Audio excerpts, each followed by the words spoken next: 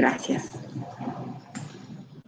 Bienvenidos, mi nombre es Marisa Márquez, soy médica hematóloga, soy jefa del servicio de hematología del Hospital María Curie, y la idea es hacer una presentación acerca de algunas pautas de ajustes en los tratamientos de los pacientes oncohematológicos en el contexto de la pandemia COVID-19. ¿Qué es el COVID-19? Significa enfermedad por coronavirus 2019 y la causa es un virus llamado SARS-CoV-2. El virus apareció por primera vez a fines de 2019 y se propagó rápidamente por todo el mundo.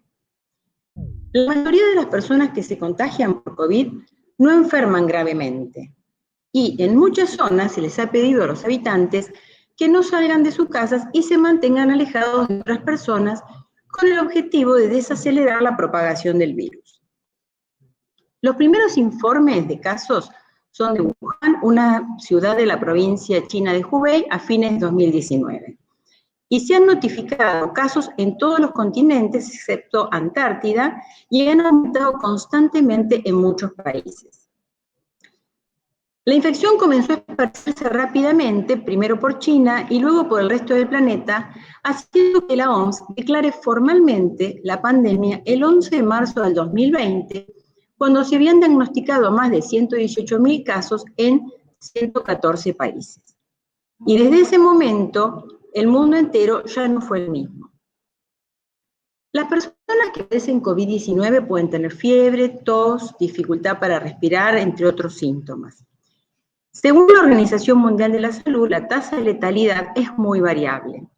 Sin embargo, la mayoría de los casos fatales han ocurrido en pacientes con edad avanzada o comorbilidades subyacentes, incluyendo enfermedades cardiovasculares, diabetes mellitus, enfermedad pulmonar obstructiva crónica, hipertensión y cáncer. La proporción de infecciones graves o fatales puede variar también según la ubicación. Como ejemplo, en Italia, la tasa estimada de letalidad fue del 5.8% a mediados de marzo, en el pico de la pandemia, y por el contrario, la tasa de letalidad estimada a mediados de marzo en Corea fue del 0.9%. Esto puede estar relacionado con la edad promedio de los pacientes con infección, ya que en Italia fue de 64 años y en Corea de 40. ¿Se debe acudir a los controles de seguimiento o es mejor evitar ir al hospital? Ese es un planteo que nos hacen todos nuestros pacientes en general, oncohematológicos, y esas son algunas consideraciones generales que queremos transmitirles. Si un paciente tuvo un cáncer en el pasado y actualmente es asintomático, debería aplazar ese control lo máximo posible. Evitar una visita al hospital disminuye el riesgo de contagios. No obstante, si el paciente tiene una duda o quiere tener un contacto con su médico tratante, el hospital sigue abierto y estamos atendiendo como para poder resolver esas dudas.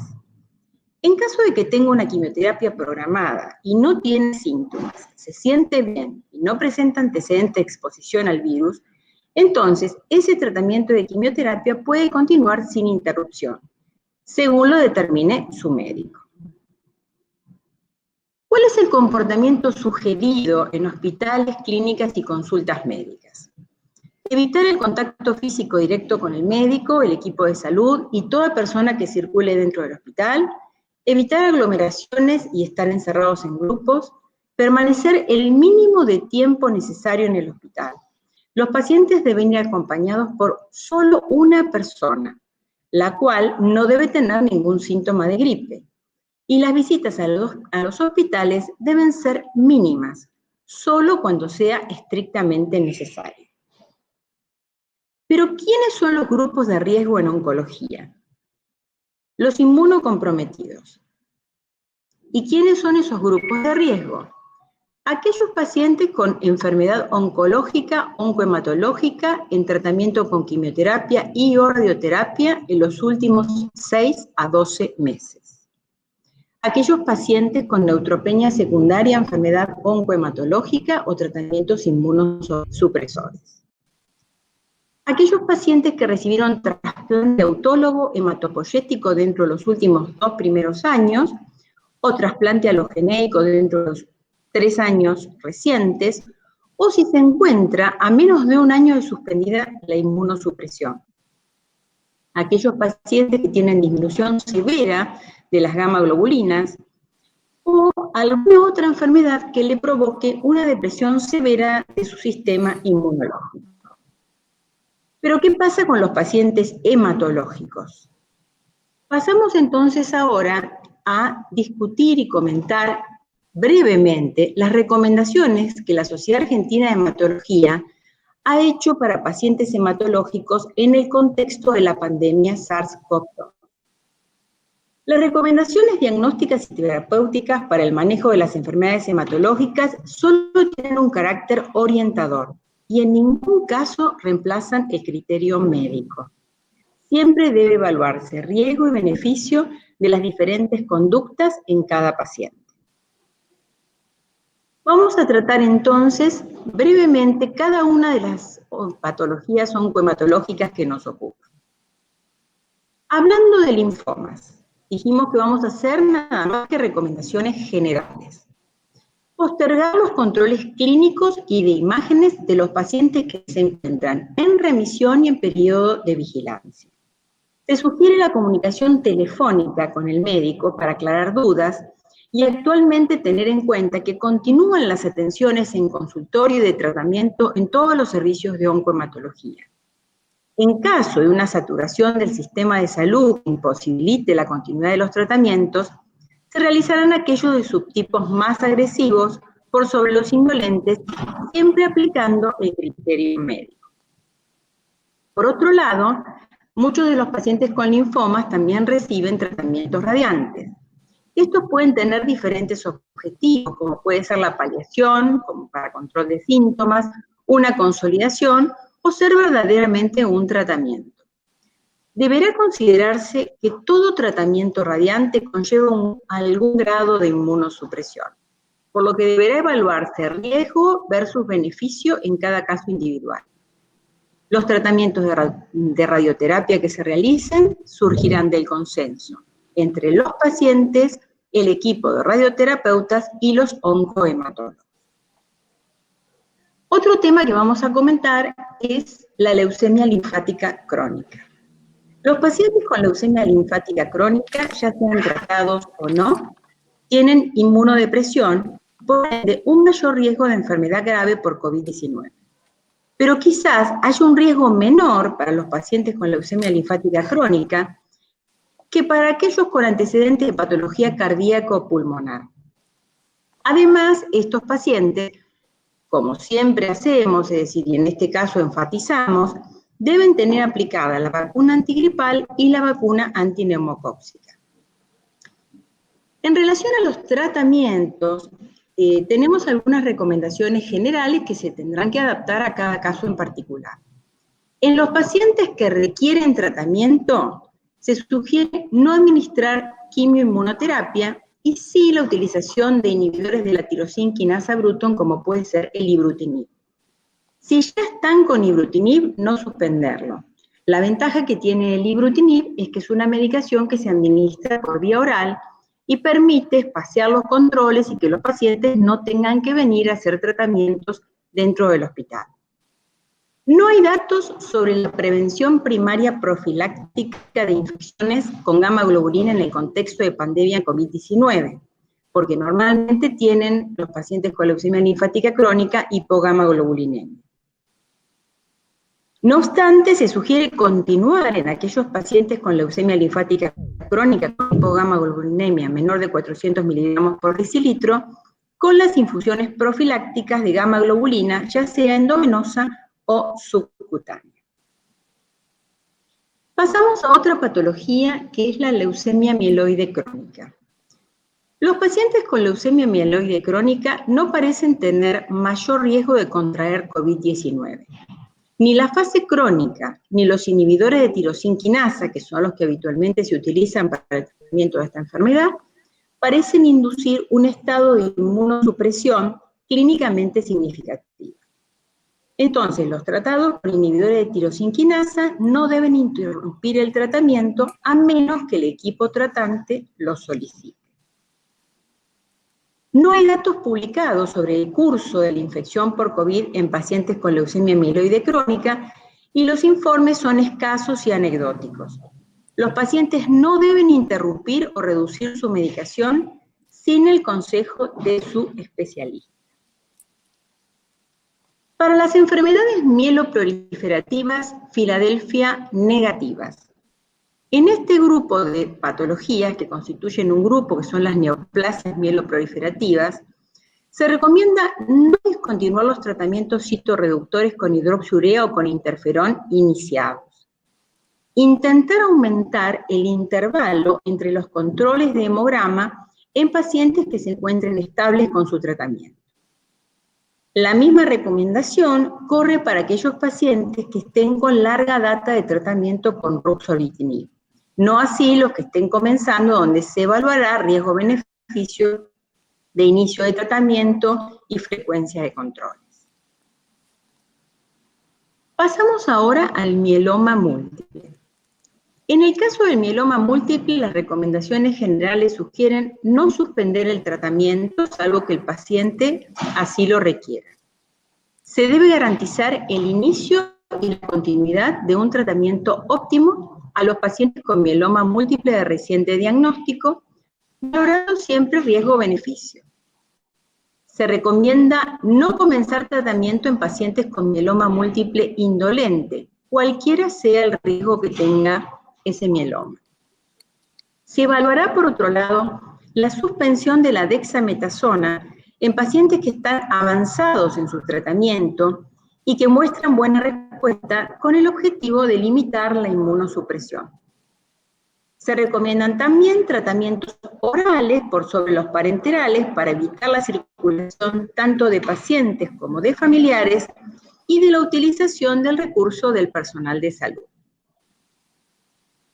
En cuanto a los tratamientos de soporte para el mieloma múltiple, se sugiere los tratamientos de soporte que habitualmente utilizamos, ya sea el paciente esté recibiendo pamidronato, ácido zoledrónico o denosumab. Se sugiere la interrupción temporal del tratamiento de soporte con la consideración de reiniciar cuando sea posible de acuerdo al comportamiento pandémico de cada región. Cuando no sea posible suspenderlo, se recomienda utilizar la aplicación trimestral. Y recordar que en estos pacientes también es muy importante la vacunación antigripal y la antineumocóxica, y como muchos pacientes con mieloma han recibido trasplante, siempre hay que corroborar el esquema de vacunación post-trasplante. Otra de las patologías que vamos a comentar son los síndromes mielodisplásicos. En los síndromes mielodisplásicos tenemos aquellos pacientes que están con tratamiento activo y los que no están con tratamiento activo. En los pacientes que no están actualmente bajo tratamiento activo, que reciben medicación oral o soporte con factores estimulantes, se recomienda la visita médica telefónica, la comunicación telefónica con el médico para evitar el riesgo de visitas programadas para el monitoreo en centros de salud, teniendo en cuenta que esta es una patología que generalmente se ve en pacientes de edad avanzada y que son de mucho riesgo. Y se recomienda el retiro de las recetas y las medicaciones por parte de los familiares. En aquellos síndromes mielodisplásicos que estén en tratamiento activo o que reciban transfusiones, se recomienda continuar su plan de tratamiento asistiendo a cualquier cita programada a menos que su médico indique lo contrario. Mantener un objetivo de hemoglobina en 7 gramos por litro o más, dependiendo de lo que los pacientes toleran. Y se recomienda transfusión de plaquetas en valores menores de 10.000 o en aquellos pacientes que presenten un sangrado activo. Y finalmente vamos a hacer una consideración general para las leucemias agudas. En el caso de las leucemias agudas se trata de una pléyade de patologías con muchas características y pronósticos muy variables.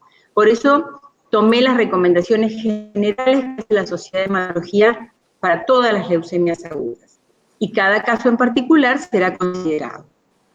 Hay que clasificar a los pacientes según la intención del tratamiento y la relación riesgo-beneficio asociada con el tratamiento.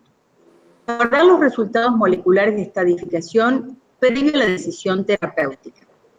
La detección de COVID-19 previo al inicio del tratamiento quimioterápico de inducción o consolidación no es un estándar actual en ausencia de síntomas, pero hay que seguir las normativas del Ministerio de Salud, que como sabemos en esta patología, que es una patología nueva para todos y con un impacto diferente en las distintas enfermedades, puede ser muy variable, las recomendaciones cambian día a día.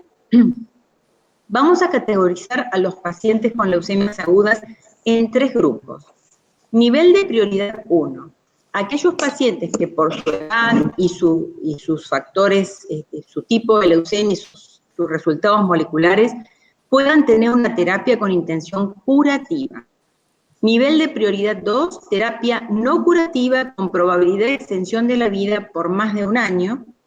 Y nivel de prioridad 3 son aquellos pacientes que tengan una terapia no curativa con paliación, control tumoral temporal, con una probabilidad de vida que va a ser de menos de 1 año. Entonces, para resumir, ¿qué podemos hacer para prevenir el COVID-17 si es que estamos expuestos o más expuestos a tener la probabilidad de tener una enfermedad más severa? Limitar al máximo cualquier salida, el uso de tapabocas, que en realidad debe ser un barbijo que cubra nariz y boca. Al toser y estornudar, cubrirse la boca y la nariz con el codo. Limpiar las superficies con agua y lavandina. Mantener buenos niveles de higiene en nuestros domicilios. Lavarse las manos con agua y jabón o usar alcohol en gel. El alcohol en gel es muy útil, pero lo ideal es el buen lavado de manos de 20 segundos. Evitar tocarse la cara con las manos y mantener el distanciamiento social, que el recomendado por el Ministerio de Salud de la Ciudad de Buenos Aires es de 2 metros y está en discusión si es de 1,5 metros o 2 metros, pero tratar de no tener un contacto estrecho con distintas personas. Para concluir entonces, de acuerdo con las informaciones disponibles por la Organización Mundial de la Salud, hacemos las siguientes recomendaciones. No interrumpa las terapias oncológicas. Evite el contacto físico como saludar dando la mano, los besos y los abrazos. Evite el contacto con cualquier persona que tenga síntomas gripales o esté en evaluación por posible infección por COVID-19. Evite contactos con personas que llegan del exterior con o sin síntomas. Y en caso de presentar síntomas como pueden ser fiebre, catarro, tos seca, falta de aire, concurra al médico para consultar. Es preferible una consulta de más que detenernos en el tiempo y atrasarnos en los diagnósticos. Bueno, les dejo entonces, les agradezco su atención y les dejo la bibliografía recomendada. Son todas de acceso libre, tanto la revista de la Sociedad Argentina de Hematología como la bibliografía general que la saqué del UpToDate, que tiene una fase para médicos y otra para pacientes, que están también en español, y las recomendaciones de los cuidados del Ministerio de Salud de la Ciudad de Buenos Aires. Gracias a todos.